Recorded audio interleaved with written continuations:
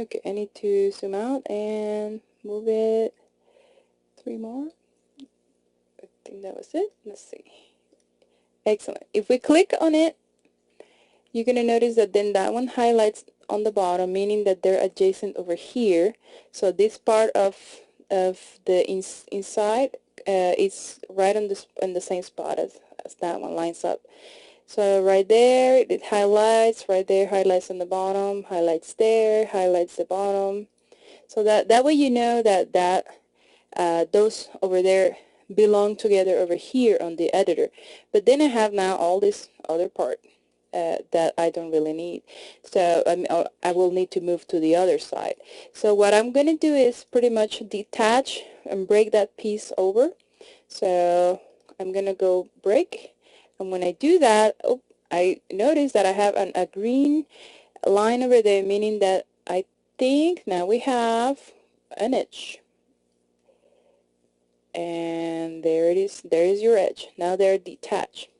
So what I'm going to do is this part needs to be moved over to this other part over here now, right? So I'm going to select it and very carefully move it then to the other side. And we need to check now alignment. Okay, that one matches there, that one matches there, and it seems that the alignment is proper. So I'm going to align it to this one here. So I'm going to try to align these 2 points over there so that they're as close as possible.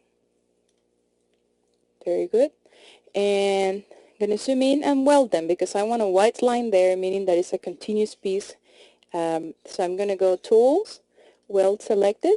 Very well. We saw some movement there, meaning that they welded.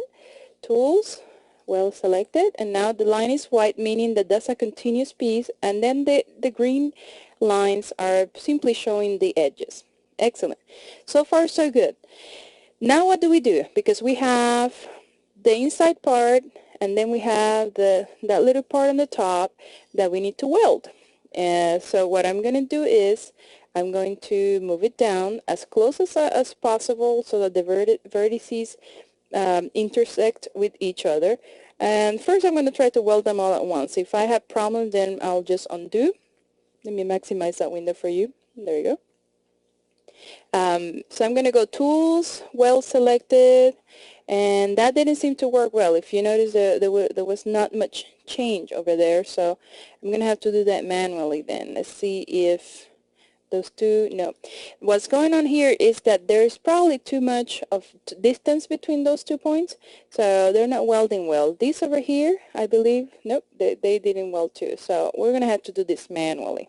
So I'm going to select the top one and go Tools, Target Weld, drag it over, very well, and that seemed to work. I'm going to zoom in and just keep doing that for the others.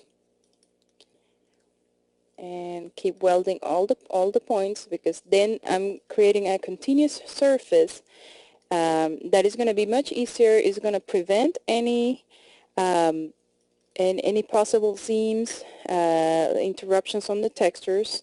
And also, if I want to create something like concrete or a rough ceramic, for example here, like with clay, that'll be great. I can just use a procedural texture and I will absolutely see no seams there because it's a continuous piece, so it will continue repeating over. And zooming out, check it out.